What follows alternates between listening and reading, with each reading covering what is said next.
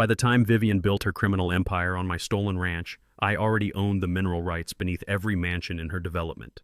But let me back up. Picture this. I'm dodging mortars in Eastern Europe, serving my country, when I get a call that makes my blood run cold.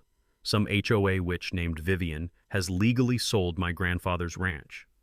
1,500 acres of prime American soil that's been in my family since 1892. The same land where my Purple Heart grandfather is buried. Sold for pennies on the dollar while I'm bleeding for freedom overseas. I come home to the sound of gravel crunching under surveyor boots, watching strangers stake out my family cemetery. Vivian thought she'd stolen everything from a broken veteran who couldn't fight back.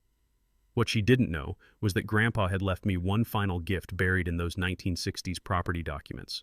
Legal ownership of the ground beneath 50 luxury homes worth $47 million combined.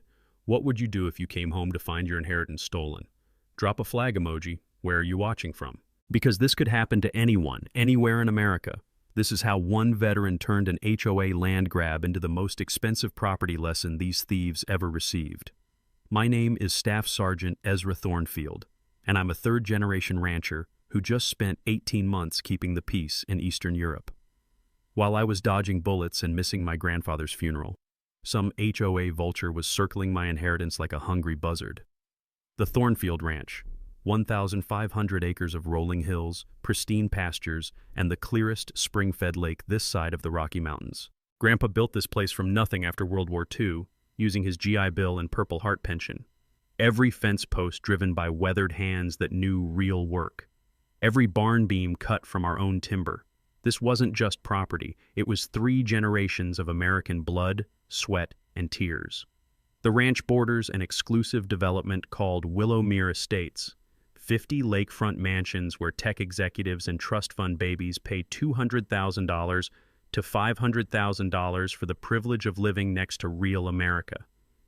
These people have never worked a day of honest labor, but they sure know how to complain about the smell of cattle and the sound of roosters at dawn. I pull into my driveway after that nightmare flight from Germany, expecting to see familiar pastures. Instead, I'm hit with the acrid smell of fresh surveyor paint marking century-old oak trees like death sentences. Bright orange "sold" signs stab into my family's soil like daggers. Surveyors with clipboards are mapping my land, driving stakes through Grandpa's prized rose garden where the scent of crushed petals now mixes with diesel fuel from their equipment. 800 acres, gone. Allegedly sold to the Willowmere HOA for $2.3 million. That's robbery at $2,875 per acre for land worth at least $8,000. My savings account shows $247. My remaining 700 acres are suddenly under development restrictions that nobody can explain. But here's what made my blood boil. They'd fenced off our family cemetery. The sound of chain link rattling in the wind around my grandfather's fresh grave still haunts my dreams. That's when I meet Vivian Ashworth. Picture every nightmare HOA president rolled into one perfectly coiffed package. 52 years old, drives a white Mercedes G-Wagon worth more than most people's annual salary, and measures grass height with an actual ruler. This woman has filed 47 HOA violation complaints in the past year alone. Her victims probably just wanted to live in peace. She's standing in my driveway wearing a smirk that could curdle milk. Military housing allowance doesn't cover property taxes, does it, soldier boy? She says, not bothering with introductions. She shoves forged documents at me, papers claiming tax delinquency that my bank records prove never existed. Your grandfather should have planned better, she continues, adjusting designer sunglasses that cost more than my monthly combat pay. This is what happens when military families think they're above civic responsibility. I'm standing there in my uniform, fresh off 18 months defending her freedom, and this parasite lectures me about patriotism. The irony burns like tear gas. Leave our property immediately or I'll have you arrested for trespassing, she threatens, speed dialing what I assume is her personal sheriff. Here's my nightmare. Divorce lawyers and legal fees had drained my savings to $247. The local attorney? Vivian's golf partner who couldn't take my case due to conflicts. County clerk's office lost all original property records. My bank claimed no record of automatic tax payments I'd religiously set up. Standing there, watching strangers stake out my grandfather's grave, I made a silent promise. Vivian had no idea who she was messing with. But something about Grandpa's knowing smile in his old photos suggested he'd left me more than just land. Military training teaches patience, strategy, and finding enemy weak points. She was about to learn why you never mess with a combat veteran's family legacy. Vivian wasn't content with just stealing my land. She wanted to destroy my reputation too. Within 48 hours of our first meeting, she filed a restraining order claiming I'd threatened her with military-style violence. Complete fabrication, but the local judge rubber-stamped it without even hearing my side. Suddenly, I'm banned from half my own county, but that was just the opening move. She installed military-grade security cameras pointed directly at my remaining property, recording my every move like I was some kind of terrorist. Then came the neighborhood app posts about aggressive veteran behavior and concerning PTSD episodes.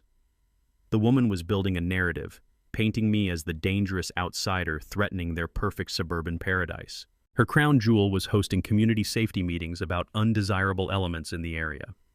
The smell of her expensive perfume couldn't mask the stench of her bigotry as she orchestrated my character assassination with surgical precision. But here's what Vivian underestimated. Military intelligence training doesn't just disappear when you take off the uniform. While she was playing social media games, I was playing chess. And I remembered something my grandfather once told me. When politicians lie, the truth is always in the paperwork they hope you'll never find. I drove 200 miles to the state archives in the capital, spending my last $47 on gas and parking fees. Those dusty basement files held treasures more valuable than Vivian's entire jewelry collection. Original 1892 land grant documents, my grandfather's Purple Heart citations, and the smoking gun, proof that my property was never delinquent on taxes. Every payment documented and filed, every transaction recorded and stamped. The tax payments Vivian claimed never existed? They'd been systematically redirected to the wrong account through a convenient clerical error. One-digit difference. During my divorce proceedings, my attorney had warned me about this exact scam, how corrupt officials redirect payments to create artificial delinquencies, then swoop in for pennies on the dollar.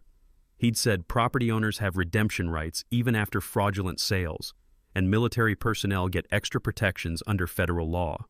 I just never thought I'd need that knowledge myself. The county assessor who approved this emergency sale lives in a $340,000 mansion at 47 Willowmere Drive. Talk about convenient timing, but here's where Vivian's greed became her downfall. Her emergency sale happened exactly 30 days before the legal minimum waiting period. She was so confident in her corruption that she couldn't even wait for her theft to be technically legal. In her rush to steal my inheritance, she'd created a paper trail that screamed fraud louder than a smoke detector at 3 a.m. Armed with this evidence, I expected some justice. Instead, Vivian doubled down like a cornered rattlesnake. She hired a private investigator to dig up dirt on my divorce, my deployment record, anything to discredit my claims. Local newspaper coverage painted me as a troubled veteran unable to accept civilian authority. The editor's wife lives at 23 Willowmere Drive. Small world, right? Then came the harassment campaign, noise complaints every time I started my tractor before 8 a.m. Sheriff's deputies citing me for disturbing the peace when I ran cattle on my own land.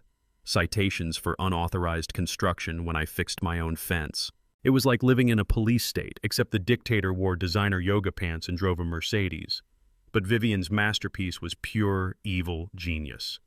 I found surveyor stakes driven through my grandfather's prized rose garden at 3 a.m., destroying 60-year-old heritage plants that couldn't be replaced. Security footage showed the HOA groundskeeper following orders that could only have come from one person.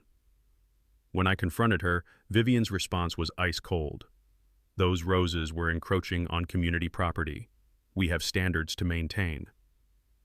Standing there among the crushed petals, breathing in the scent of destruction mixed with diesel fuel from their equipment, I realized this wasn't just about money. This was about power. Vivian got off on crushing people who couldn't fight back. Too bad for her, she'd picked the wrong veteran to mess with. Vivian's response to my evidence was like watching a poker player go all in with a pair of twos. She hired the most expensive law firm in the state capital, the kind of place where hourly rates start at $800 and the marble lobby makes you feel poor just walking through it. Within a week, I was served with a lawsuit claiming aggressive trespassing and property damage, seeking $500,000 in damages plus legal fees. Her masterstroke, claiming I'd driven my cattle across HOA property, which was actually my own stolen land. The legal papers described my grandfather's prize Angus bulls as dangerous livestock deliberately weaponized against innocent homeowners. I had to read that line 3 times before I stopped laughing. Apparently, cows are now considered assault weapons in Vivian's twisted universe. But 2 can play the expensive lawyer game. I contacted the Military Legal Aid Society, explaining my situation to a crusty old JAG officer who'd seen every scam in the book. "Son," he said, his voice crackling through the phone like autumn leaves, "this smells fishier than a week-old salmon. Let me make some calls." Those calls connected me with Sarah Chen, a property rights attorney from the neighboring state who specialized in HOA abuse cases. She worked pro bono for veterans, having lost her own father's farm to similar corruption. During our first meeting, she pulled out a thick file folder and said something that made my day. "Most HOAs operate illegally due to paperwork lapses, and yours might be no exception." That's when we started digging into Willowmere's corporate structure. What we found was beautiful. The HOA had never properly incorporated with the state. They'd been operating as an illegal quasi-governmental entity for 3 years, collecting fees without legal authority, making rules they had no power to enforce. It was like discovering the neighborhood bully was actually a 90-pound weakling wearing a fake muscle suit. During my deployment, I'd learned that many organizations fail to renew their corporate registration every few years, turning them into paper tigers with no legal standing. Sarah explained that homeowners can challenge the authority of improperly incorporated HOAs and potentially void all their actions. She'd seen cases where residents got years of fees refunded because their HOA forgot to file a single form, but here's where it gets juicy. While investigating their corporate status, we discovered Vivian had personally profited from my land sale. Her landscaping company, Ashworth Aesthetics, received a $180,000 beautification contract from the HOA the same month they acquired my property. She'd literally paid herself with money from selling my inheritance. It was like watching someone rob a bank and then bill the bank for security consulting. Sarah filed a motion to dismiss all HOA actions based on their illegal corporate status.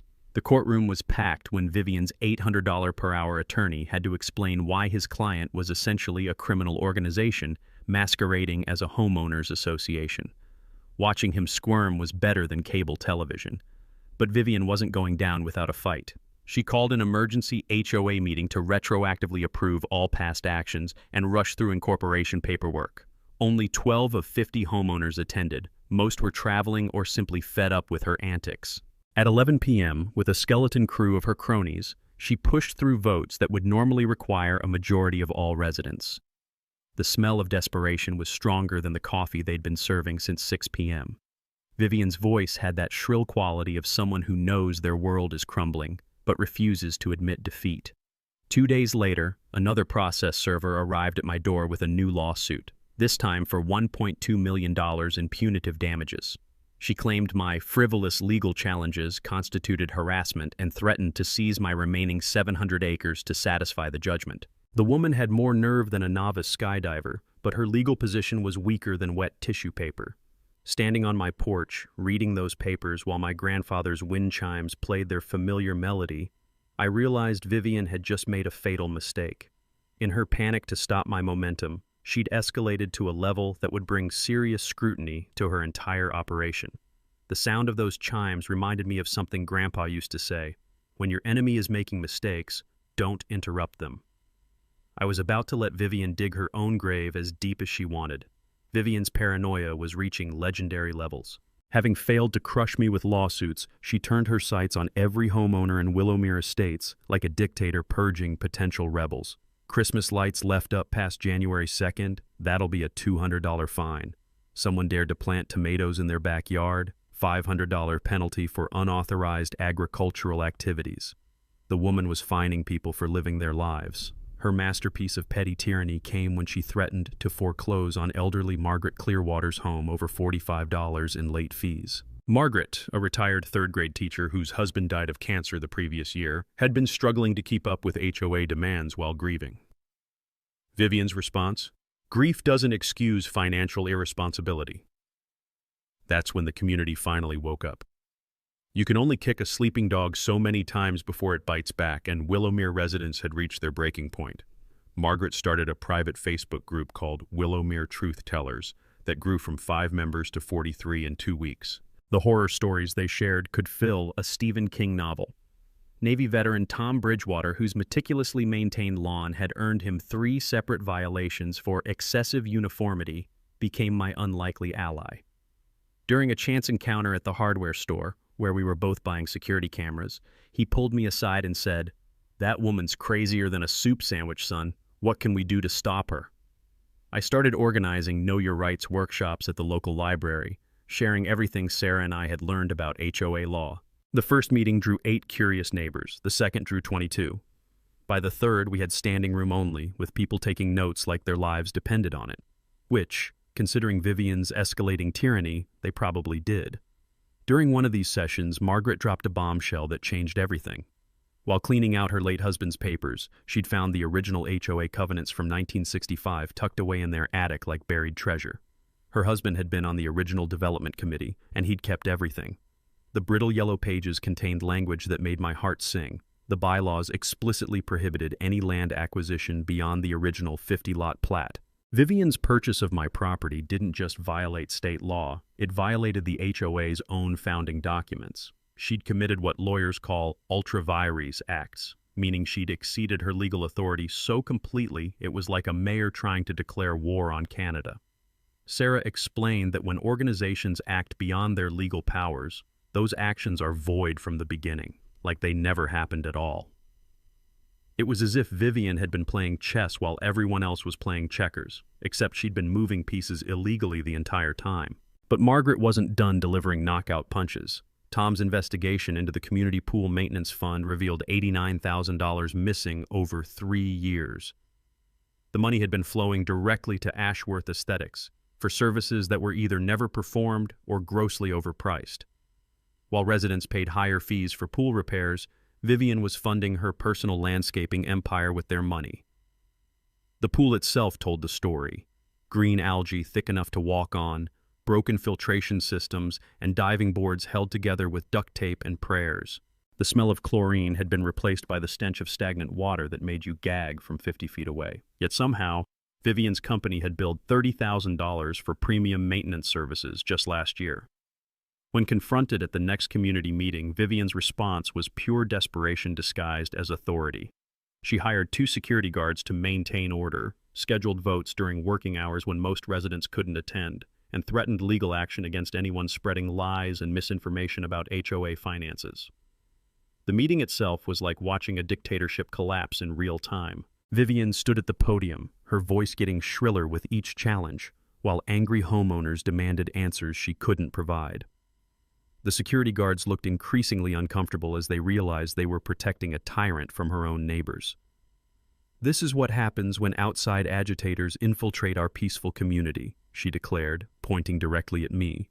"Certain people can't accept that property has changed hands legally." Margaret stood up, her teacher's voice cutting through the chaos like a sword through silk.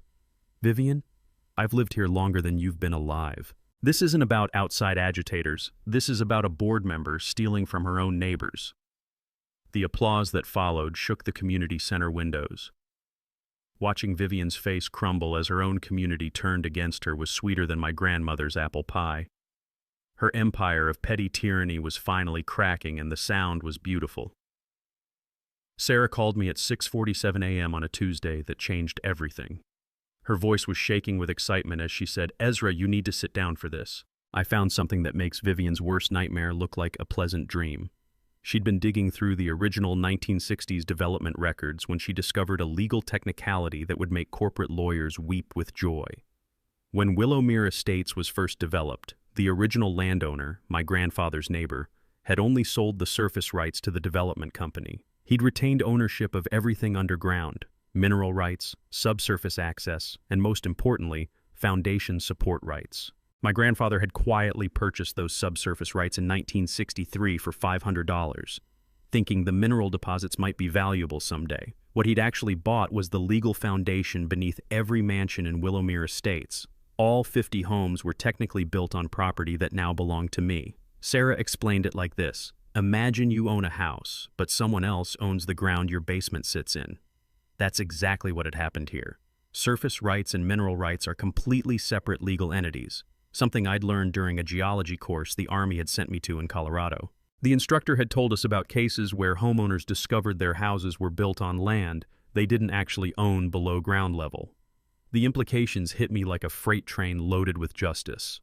I could legally demand the removal of every structure built on my subsurface property.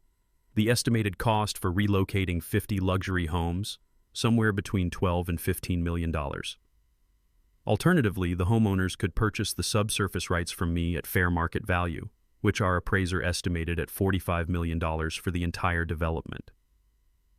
When Sarah broke the news to Vivian's legal team, the $800 per hour attorney requested an emergency meeting that cost them $25,000 in one afternoon. Their conclusion was devastating for Vivian. My legal position was unassailable. No insurance company would cover property rights disputes of this magnitude.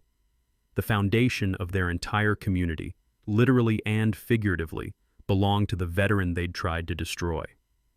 I watched Vivian's world crumble through my binoculars as moving trucks appeared in driveways throughout Willowmere. Real estate agents swarmed the development like vultures at a roadkill buffet.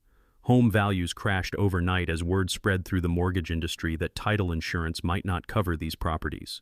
The sound of Vivian's expensive fountain pen hitting the marble conference table during that emergency meeting, captured on security cameras she'd installed herself, became the audio signature of her downfall. Her $1.2 million mansion was now worth whatever I decided to charge for the land beneath it. Margaret called that evening, her teacher's voice bubbling with laughter. "Ezra, honey, Vivian's been driving around the neighborhood for 3 hours, just circling like a lost dog. I think she's having some kind of breakdown." Tom was more direct. "That woman thought she was playing chess with a country boy. Turns out you were playing three-dimensional chess while she was still learning checkers. The nuclear option was now in my hands. I could force the evacuation of every home in Willowmere Estates, bankrupting 50 families to satisfy my desire for revenge. Or I could negotiate a settlement that would return my stolen land plus enough compensation to make Vivian's theft the most expensive mistake in county history. But here's what Vivian didn't understand about military training. We're taught to achieve objectives with minimal collateral damage. The enemy was her, not the innocent homeowners who'd been deceived by her schemes. The leverage had shifted so completely that Vivian now faced a choice between financial ruin and criminal prosecution. Her stolen empire was built on land she'd never actually owned, and the foundation of her power was literally mine to control. Justice wasn't just coming. It was standing on my property wearing combat boots and carrying legal documents that would make her rue the day she'd tangled with a thornfield. When you hold nuclear weapons, you don't just push the button. You build a strategy that maximizes impact while minimizing fallout. Sarah assembled a legal dream team that would make Pentagon war planners jealous. A military property rights attorney who'd never lost a veteran's case, a forensic accountant who could trace dirty money through more layers than a wedding cake, and a real estate expert whose property valuations had stood up in Supreme Court cases. Our war room was my grandfather's old study, maps and documents covering every surface like a military operation. The smell of old leather and coffee mixed with the excitement of impending victory as we planned our three-phase campaign: exposure, negotiation, and if necessary, total enforcement. Dr. Jennifer Walsh, our forensic accountant, had traced every stolen dollar with surgical precision. "Vivian's embezzled $340,000 over 4 years, she announced, spreading financial charts across the oak table. Pool maintenance, landscaping contracts, security services that were never provided. She's been running a one-woman crime syndicate disguised as community management." The evidence arsenal was devastating. Original mineral rights documents from 1963, forensic analysis of the forged tax papers showing different ink types and printing dates, HOA financial records revealing a systematic pattern of self-dealing that would make mob accountants blush, video evidence of illegal property modifications, all time-stamped and authenticated. But our secret weapon was Margaret, who'd become an inadvertent master spy. Her Wednesday bridge club included Vivian's closest allies, and elderly ladies apparently share more secrets than CIA operatives after 3 glasses of wine. Through Margaret's intelligence network, we learned about Vivian's Swiss bank account containing exactly $2.3 million, the amount she'd paid for my stolen property. Tom had organized something beautiful, a veterans support convoy from 4 counties, all coming to witness justice being served. These weren't weekend warriors, these were combat veterans, Purple Heart recipients, men and women who'd bled for the Constitution that Vivian had trampled. The sound of their motorcycles and pickup trucks would announce that America still protects those who've protected her. Our media strategy was surgical. I'd learned psychological warfare in the Army, and public opinion battles follow the same principles as combat operations. We prepared press packets highlighting the contrast between my grandfather's Bronze Star service and Vivian's theft of veteran property. Social media campaigns featuring the family cemetery behind enemy lines. Anonymous tips to investigative journalists about corruption in local government. Sarah had prepared multiple settlement scenarios, from total victory to reasonable compromise. "We'll offer them 3 options," she explained, her voice carrying the confidence of someone holding royal flush. "Return all stolen property plus damages, purchase subsurface rights at fair market value, or face complete evacuation and criminal prosecution."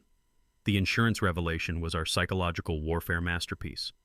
Homeowners' insurance policies specifically excluded property rights disputes. Title insurance companies were already refusing to defend the impossible position of owning homes built on someone else's land. Most residents would lose everything if forced to relocate their foundations. During our final strategy session, we discovered something that made victory even sweeter. The environmental engineer's soil analysis revealed that HOA construction had contaminated the lake with runoff from improperly installed drainage systems. Vivian's development violated EPA regulations, giving us federal jurisdiction and potential criminal charges that could add years to her eventual prison sentence. Margaret's infiltration of Vivian's inner circle produced our final intelligence coup. Vivian was planning to flee to Switzerland if the legal case went against her. Her escape plan included liquidating assets, transferring funds offshore, and disappearing before criminal charges could be filed. She'd underestimated how quickly federal authorities move when stolen military property is involved. The community mobilization was reaching critical mass. Margaret's homeowner revolt had collected signatures from 38 of 50 residents demanding Vivian's immediate removal from the board. Tom's recall petition exceeded the required threshold by 15 signatures.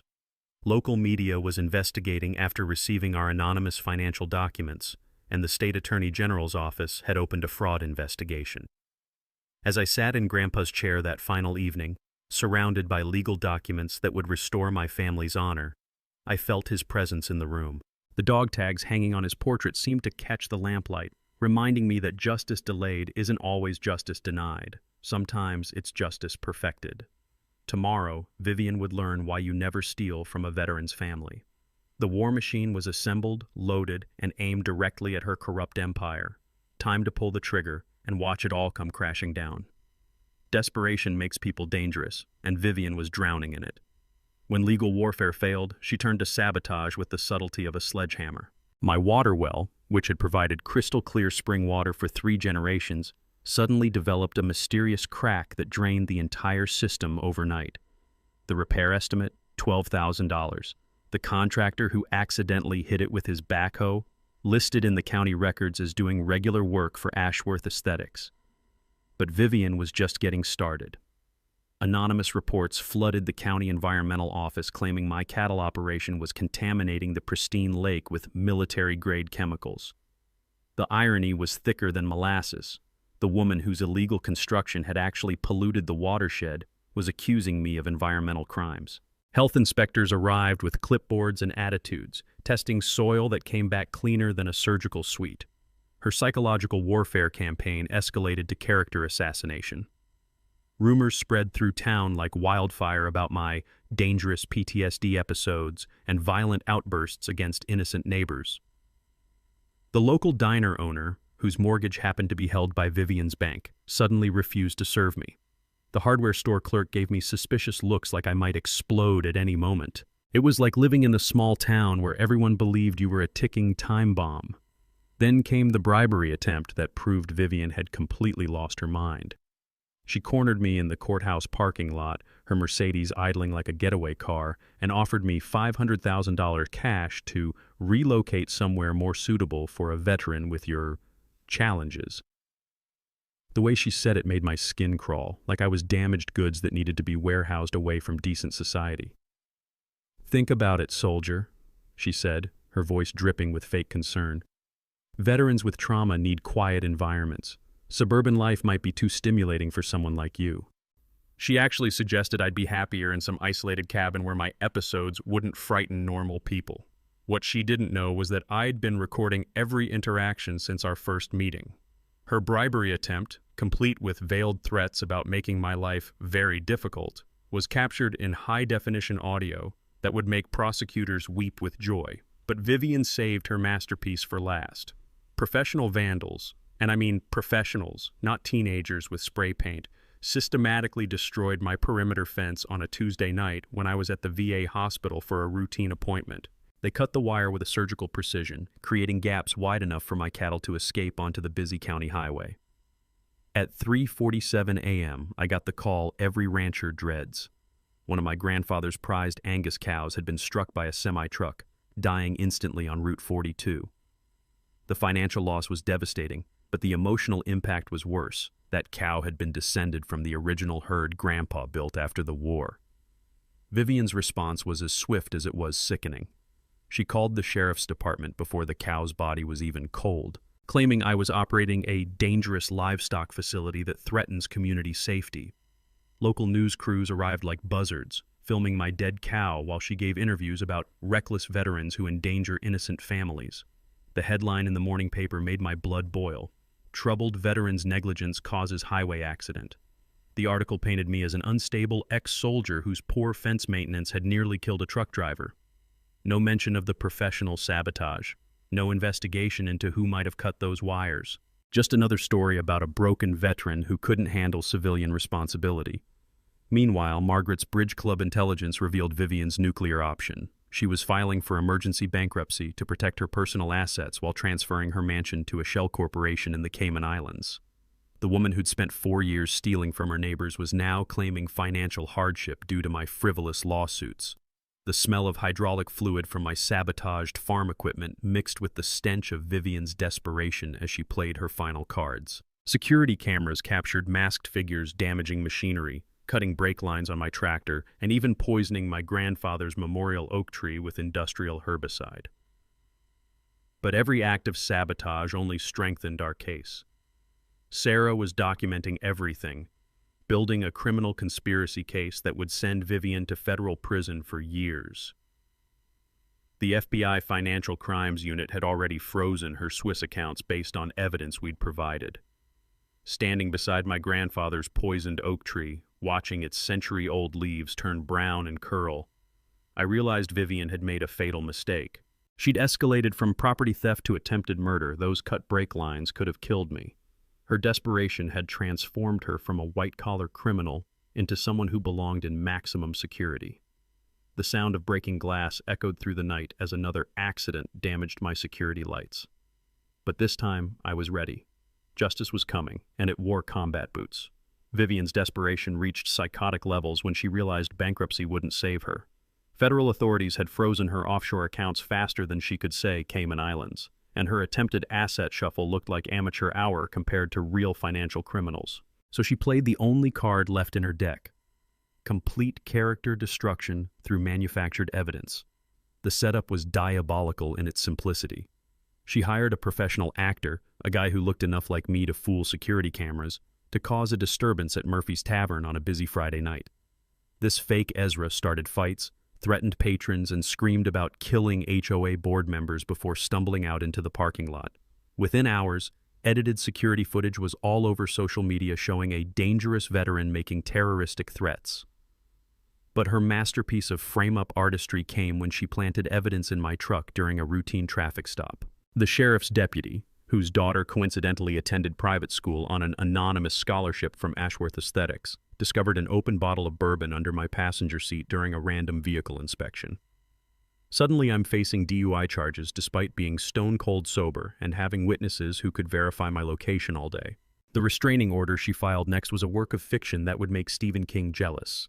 According to Vivian's sworn testimony, I had threatened her with military-style violence and demonstrated advanced tactical knowledge that poses an imminent threat to community safety. She claimed I'd described in detail how a combat veteran could neutralize multiple targets before law enforcement could respond. Complete fabrication, but it worked. The judge expanded the restraining order to cover the entire Willowmere development, effectively banning me from half my own county. I couldn't even drive past the community entrance without risking arrest. That's when our counterintelligence operation revealed Vivian's ultimate escape plan. Margaret's bridge club had outdone the CIA. Apparently, wine and gossip create the perfect environment for extracting classified information from loose-lipped conspirators. Vivian was planning to dissolve the HOA completely, liquidate all remaining assets, and disappear to Switzerland before criminal charges could be filed. Her timeline was aggressive. Transfer the remaining community funds to her personal accounts, claim the HOA voted to disband due to ongoing legal harassment, and board a one-way flight to Zurich within 72 hours. She'd already purchased the ticket using a credit card linked to the community pool maintenance fund. But while Vivian was planning her great escape, we were setting the perfect trap.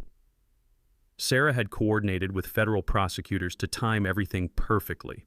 The FBI financial crimes investigation would culminate in arrest warrants issued exactly 1 hour before Vivian's planned departure. Her Swiss bank accounts were already frozen, her assets under federal seizure orders, and her passport flagged for international monitoring. The media strategy was reaching crescendo. Our anonymous tips had sparked a full investigative series in the state newspaper about HOA corruption and veteran property theft. The contrast was perfect. War heroes' family cemetery desecrated by corrupt suburban dictator. Public opinion had shifted so completely that Vivian couldn't show her face in town without getting hostile stares. Tom's veteran convoy had grown beyond our wildest expectations. Word had spread through military networks across 4 states about a sister-in-arms whose family legacy was under attack. Combat veterans, Purple Heart recipients, Gold Star families, they were coming to stand witness as justice was finally served. The sound of their motorcycles would announce that America still protects those who've sacrificed for her. The community rebellion reached critical mass when Vivian made her final desperate play. She offered to sell back 400 acres of my stolen land for $1.2 million, exactly what she'd paid for all 800 acres. This generous compromise for community peace required me to drop all criminal charges and civil lawsuits while allowing her to keep half my inheritance. Her threat was as pathetic as it was empty. Accept this deal or I'll burn down the community center before I let you destroy everything I've built. The woman who'd spent years terrorizing her neighbors was now threatening arson to avoid consequences. But Margaret delivered the intelligence that sealed Vivian's fate.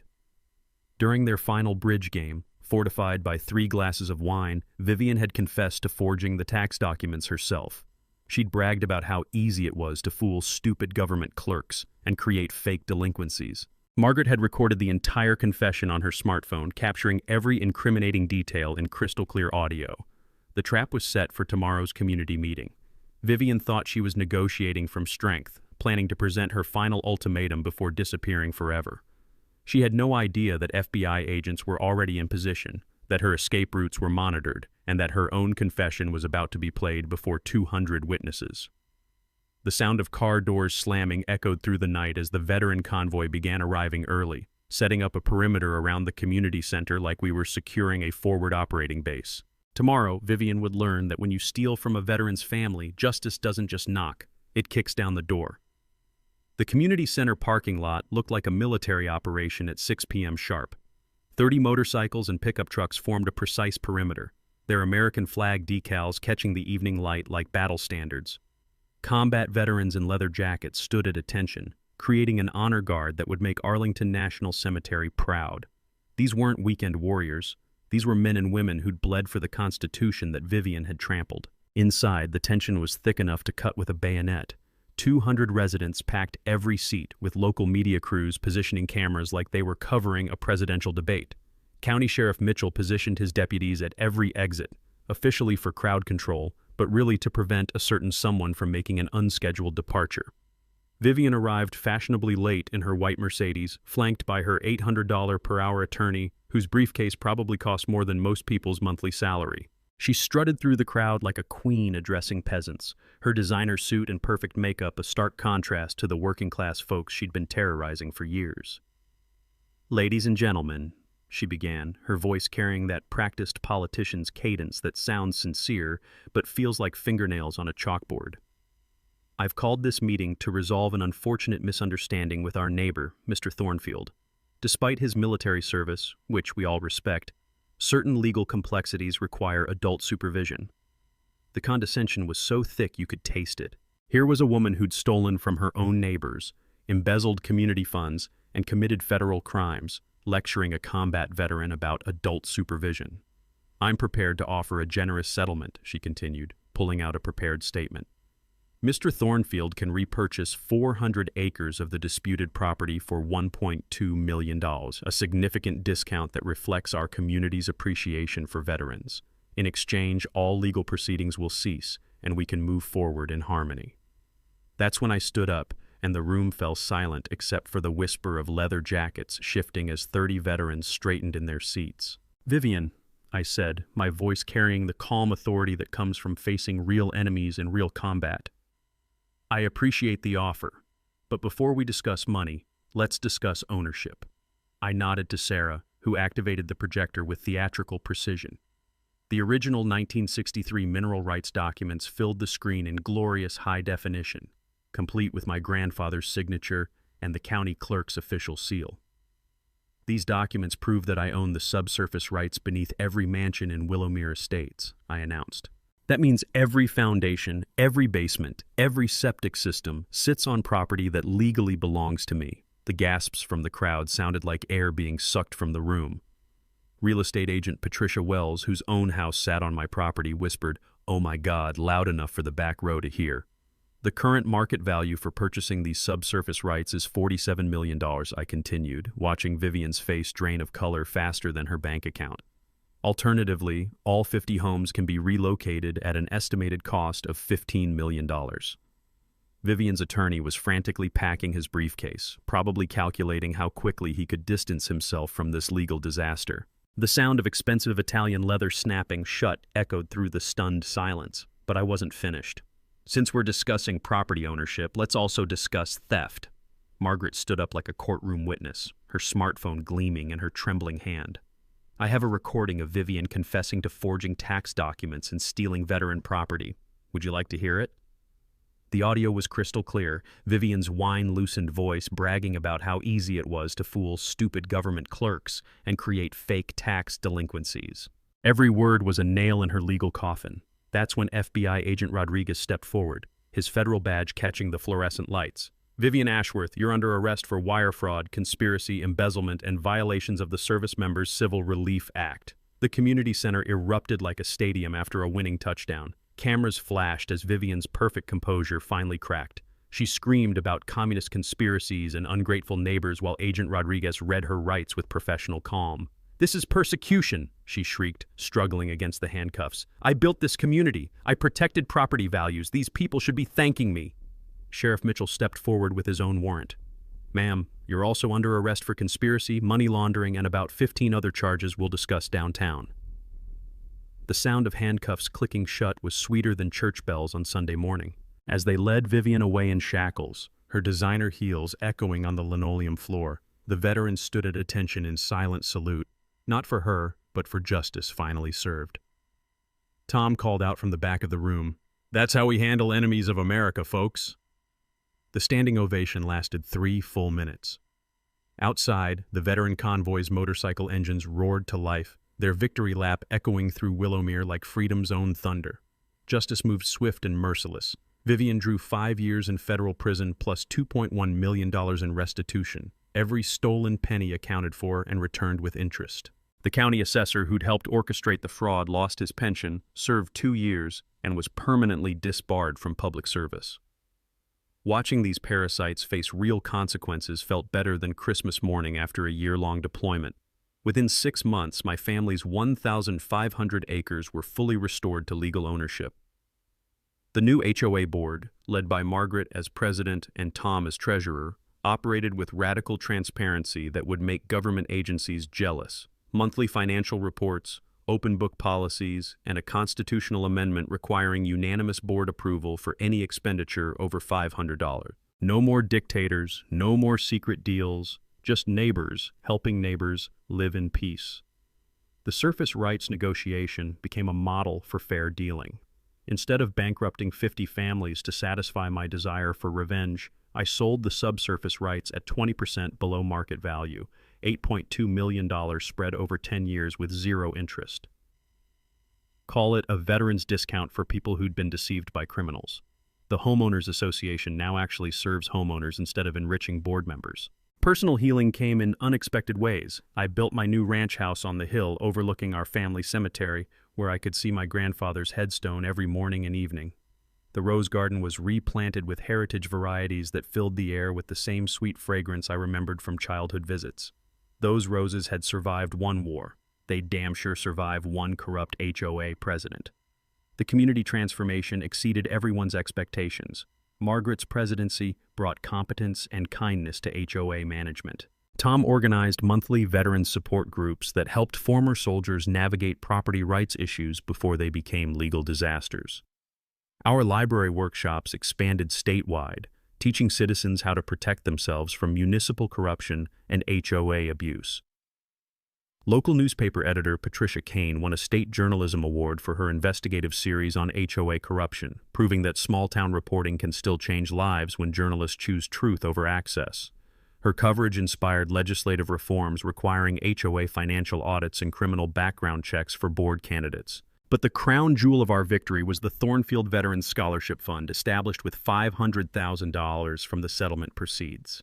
This program supports children of deployed service members through college, ensuring military families never have to choose between serving their country and securing their children's future. In 5 years, we've funded 47 students, including 3 who've gone on to military academies and 2 who became veterans' rights attorneys. Our annual fundraising gala brings the entire community together at the restored ranch, where combat veterans and suburban neighbors share barbecue and swap stories under the same stars my grandfather once watched. Margaret organizes silent auctions featuring local artwork, while Tom leads tours of the memorial garden we created for all county veterans. Even former Willowmere residents who initially resented me now contribute generously to honor their neighbors who've served. The legal precedent from my case became required reading in law schools nationwide, and Sarah Chen now travels the country teaching property rights seminars at veterans organizations. The Thornfield Doctrine protects military families from predatory local governments and corrupt HOAs, ensuring no veteran returns from deployment to find their inheritance stolen. Personal happiness found me when I least expected it. I married Janet Morrison, the librarian who'd helped research those crucial property documents in the early days of our fight. We adopted 2 children whose Marine father died in Afghanistan, giving them the stable home and family legacy that every military child deserves. Our ranch operates as both a working cattle operation and a retreat center where veterans find peace among people who understand their sacrifices. The phone call came last Tuesday. A Marine sergeant from California whose city was trying to seize his family farm through eminent domain abuse. "Sir, I heard what you did in Willowmere," he said, his voice carrying the same desperation I'd felt 3 years ago. "Could you help me fight these bastards?" Looking across my wall of thank you letters from veterans nationwide, Purple Heart recipients, Gold Star families, and combat survivors who'd reclaimed their stolen property using our legal playbook, I felt my grandfather's proud smile warming the room. "Son," I told him, "pack your legal documents and get ready for war. Justice isn't finished yet." The sound of children laughing in the restored rose garden drifted through my office window, mixing with the gentle melody of Grandpa's wind chimes. Some battles end with surrender. Others end with victory so complete that the enemy's defeat becomes everyone else's liberation. This is what happens when David doesn't just beat Goliath. He teaches every other David how to use a slingshot. Drop a comment about your worst HOA nightmare. Let's expose these petty tyrants together. Hit that subscribe button if you want more stories of underdogs who fought back and won. Thank you for tuning in to HOA Stories, where neighbors stand up against HOA Karens and karma comes a-knocking. If you like this story, hit that like button, share your thoughts below, and subscribe for more HOA tales and real-life neighborhood drama each week.